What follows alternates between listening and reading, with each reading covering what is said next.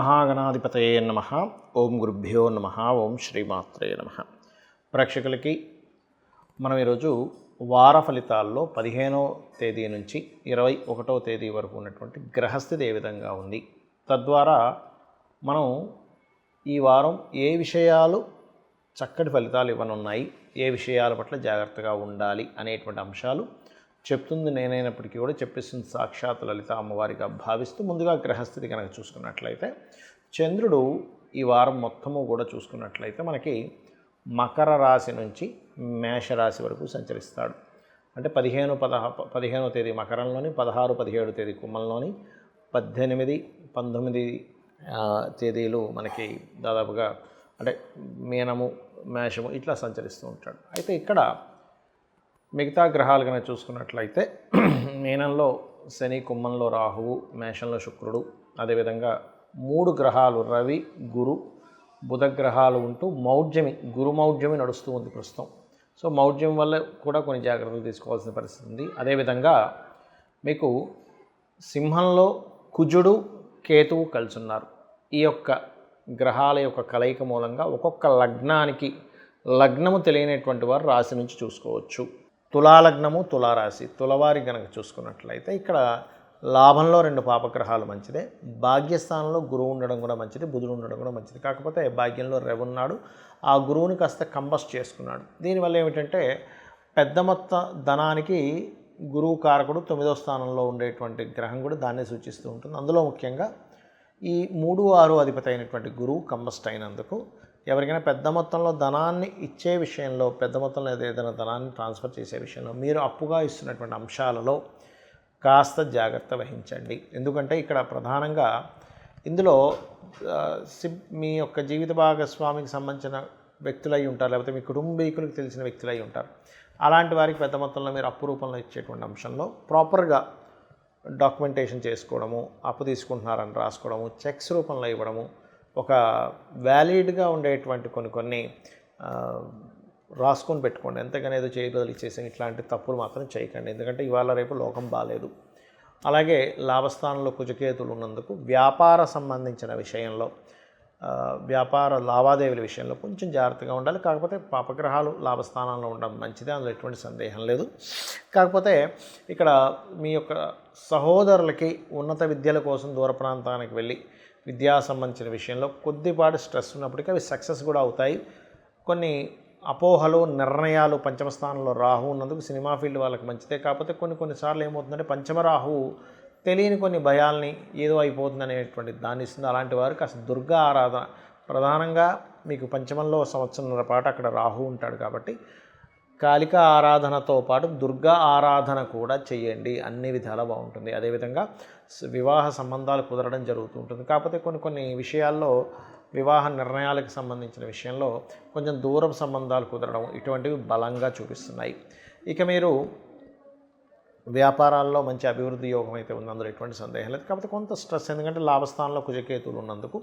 ఇక మీరు నిత్యము చేయవలసినటువంటి దేవత ఆరాధన ఏమిటి అని చెప్పి చూసుకున్నట్లయితే దుర్గా ఆరాధన, ఓం ధుం దుర్గాయ నమః అనే నామస్మరణ మీరు నిత్యము కనుక మీరు పఠించినట్లయితే ఖచ్చితంగా మీకు బాగుంటుంది. చాలామందికి ఏంటంటే మౌఢ్యమి సమయంలో ఎటువంటి పనులు చేయాలి అనేటువంటి సందేహం ఉంది. ఇక్కడ మనం చూసుకున్నట్లయితే అసలు మౌఢ్యం ఎందుకు ఏర్పడుతుంది? రవికి, సూర్య భగవానుడికి దగ్గర డిగ్రీల్లో ఏదైనా గ్రహం వెళ్ళినట్లయితే అది దాని యొక్క శక్తిని కోల్పోతుంది. సర్వసాధారణంగా మనకి శుక్రమౌఢ్యమి, గురుమౌఢ్యం అని 2 వస్తూ ఉంటాయి. గురుమౌఢ్యం మాత్రం సంవత్సరానికి ఒకసారి వస్తుంది, కానీ శుక్రమౌఢ్యం అలా కాదు, అప్పుడప్పుడు వస్తుంది, వెళ్ళిపోతుంది. ఎందుకంటే శుక్రుడు రవికి దగ్గరలోనే తిరుగుతూ ఉంటాడు కాబట్టి. ఈ సంవత్సరం 1 నెల రోజుల పాటు ఉంది గురుమౌఢ్యమి. అయితే ఈ సమయంలో చాలామంది చేయకూడనివి ఏమిటి, అసలు మౌఢ్యం ఉన్న పట్టించుకోకుండా చేయవలసినవి ఏమిటి అంటే, చాలామంది నన్ను అడుగుతుంది ఏంటంటే ఏమంటే కొత్త జాబ్లో జాయిన్ అవుతున్నాము, జాయిన్ అవ్వచ్చా వద్దా అని అడుగుతూ ఉంటారు. ఇక్కడ మౌఢ్యమికి మీరు చేసేటువంటి జాబ్కి ఎటువంటి సంబంధం లేదు, చక్కగా మీరు జాబ్లో జాయిన్ అవ్వచ్చు, అందులో ఎటువంటి సందేహం లేదు. అలాగే మరొక విషయం ఏంటంటే మరి ఎటువంటి విషయాలకి మనం జాగ్రత్తగా ఉండాలి. గృహ ఆరంభాలు గుర్తుపెట్టుకోండి. గృహ ఆరంభము, గృహ ప్రవేశము, వివాహము. ఎందుకు అంటే మనకి చూడండి గురు బలము అంటూ ఉంటాం. గురు బలము అన్నప్పుడు ఏదైనా పురోహితుల దగ్గరికి ఆలయాల్లో మనం వెళ్ళినప్పుడు ఫలానా పేరండి, ఫలానా నక్షత్రం అన్నప్పుడు ఇప్పుడు గురుబలం ఉందండి అంటున్నాడు. అంటే ఏమిటి, గురుబలం కంపల్సరీ కావాలి ప్రతి ఒక్కరికి కూడా. ఆ రకంగా గురువు యొక్క బలము కనుక తక్కువగా ఉందనుకోండి, అప్పుడు ఏమవుతుంది, ఆ పని ఫలకృతం అవ్వదు. అందుకని గురువు సహజ శుభగ్రహం కాబట్టి మౌఢ్యమిలో ఉన్నాడు కావున మీరు ఈ సమయంలో వివాహాలు, నిశ్చితార్థాలు, ఇలాంటివి కొంచెం అన్నప్రాసనలు ఇలాంటివన్నీ కూడా కొంచెం చేయొద్దని చెప్తుంటారు. కొంతమంది అన్నప్రాసన కూడా పెద్దగా పట్టించుకోరు, బట్ దాని పెద్ద ఇబ్బంది ఏం లేదు. కానీ ముఖ్యంగా గృహప్రవేశాలకి, వాహనం కొనుగోలు చేయడానికి అయితే శుక్రమౌఢ్యమి కాదు గురుమౌఢ్యం కాబట్టి వాహనానికి కూడా పెద్ద ఇబ్బంది ఏమి ఉండదు, చేసుకోవచ్చు. ఎందుకంటే శుక్రుడు బాగానే ఉన్నాడు, కాకపోతే కొంత కేతుతో దృష్టిలో ఉన్నాడు కాబట్టి ఒకవేళ వాహనం కొనుక్కునే వాళ్ళు ఎవరైనా ఉంటే గణపతి ఆరాధన చేసుకొని తీసుకోవడం మంచిది. అయితే కొన్నిసార్లు మనకి తప్పనిసరి తీసుకోవాల్సి వస్తాయి. కొన్ని ఏమండి మేము ఆల్రెడీ ఇచ్చేసాము, ప్రారంభం అయిపోయింది అన్నప్పుడు సూర్య ఆరాధన చేయాలి. అంటే తప్పనిసరి మాకు ఇంకా గత్యంతరం లేదు అని అనుకున్నప్పుడు సూర్య ఆరాధన చేయడం వల్ల కొంత దోషం తగ్గుతుంది, కానీ దాని ప్రభావం కొంత ఉంటుంది. అలాగే మరొక విషయం ఏంటంటే, ఇక్కడ చాలామంది ఏమంటే సంతానాన్ని పొందుదాం అనుకుంటున్నాం, అమ్మో ఈ నెల రోజులు అలాగా సంతానం మీరు కలగాలి అని రాసి పెట్టినప్పుడు కలుగుతుంది. దాన్ని మీరు ఆపలేరు, దాన్ని ఆపుకునే ప్రయత్నం కూడా చేయకూడదు, మౌఢ్యం ఉంది కదా అని. అలాగే మరొక విషయం ఏంటంటే, ఇక్కడ గురువు రవి కలిసి కూడా ఉన్నారండి. అంటే మౌఢ్యమి ఒక ఫలితం ఇస్తే ఆ రెండు కలిసి ఉండడం ఒక మంచి ఇది కూడా. ఎలాగా అంటే, గురువు ఎప్పుడైనా రవికి దగ్గరలో ఉన్నప్పుడు కొంచెం ఈ బంగారానికి సంబంధించిన విషయంలో కూడా మంచి ఫ్లక్చువేషన్స్ కూడా వస్తాయి. ఒక్కోసారి సడన్గా పెరగడం, తగ్గడం ఇట్లాంటివి కూడా జరుగుతూ ఉంటాయి గుర్రవులు కలిసినప్పుడు.